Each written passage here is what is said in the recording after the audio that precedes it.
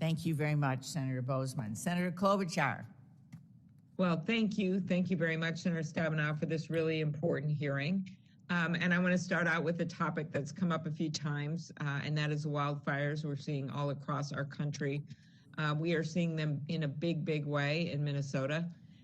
These fires that are raging in Canada, it has created air quality, not only in northern Minnesota, but all the way down to the Twin Cities, where people have been staying inside for days, where it is hazardous for anyone with a pre-existing condition to go out. And Dr. Wilkes, I know you've gotten a few questions on this. I led an effort with Secretary Vilsack to deploy the Air Resource Advisors from the Interagency Wildland Fire Air Quality Response Program to address the public health risks, so we have all the information we need.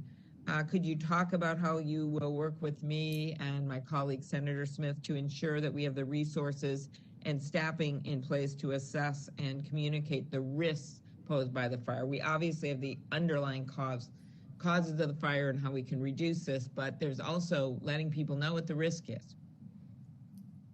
Thank you, Senator. Thank you, Dr. Wilkes.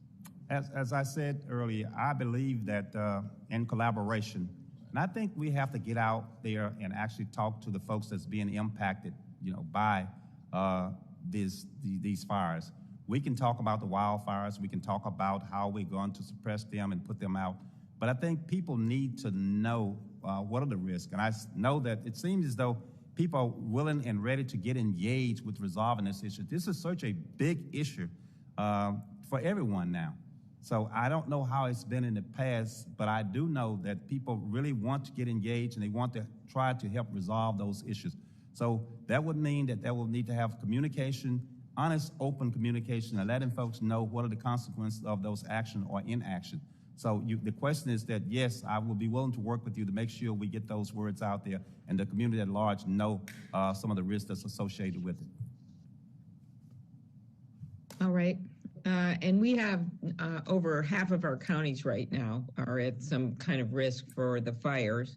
And we've been, as I mentioned earlier, particularly concerned about, while we have fires in our own state, the air coming across the smoke from Canada. And could you talk about what we could be doing through your plan to implement and use tools to fight forest fires and improve management? The budget agreement, I actually worked on a bipartisan provision called Expand the Good Neighbor Authority, which reduces wildfire risk and promotes stewardship projects. Could you talk a little bit about what tools we can be using, particularly some of those, to fight these fires? Senator, thank you. And you mentioned two of the tools that are in the toolbox, and two that I'm particularly proud of. Shared stewardship, that's a space I think we can share with our state and private land foresters, some of those communities at large. And I think that that's where the opportunity would come to really, when I say it's shared stewardship and shared responsibility, that we can actually sit down and talk about those things. As again, I just don't believe that Washington has all the answers. I think that the community at large will have to help address some of those particular issues.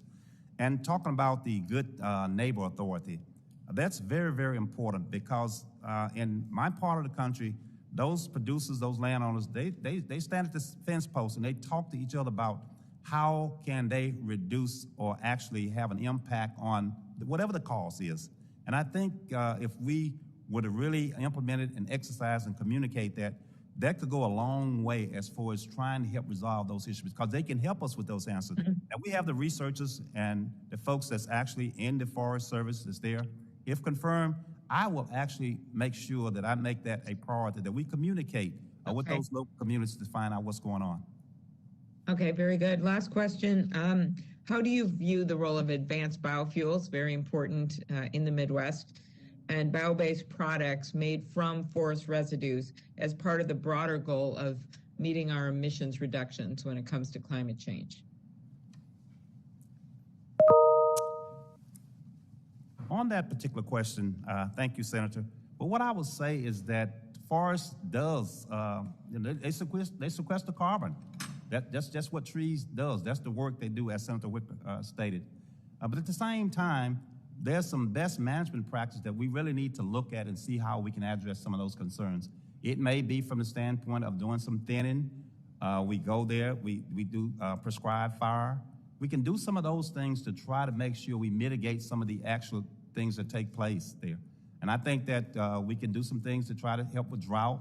There's a number of things that we could actually do in that particular arena to try to do what we can to mitigate some of those concerns that you just raised. All right, thank you.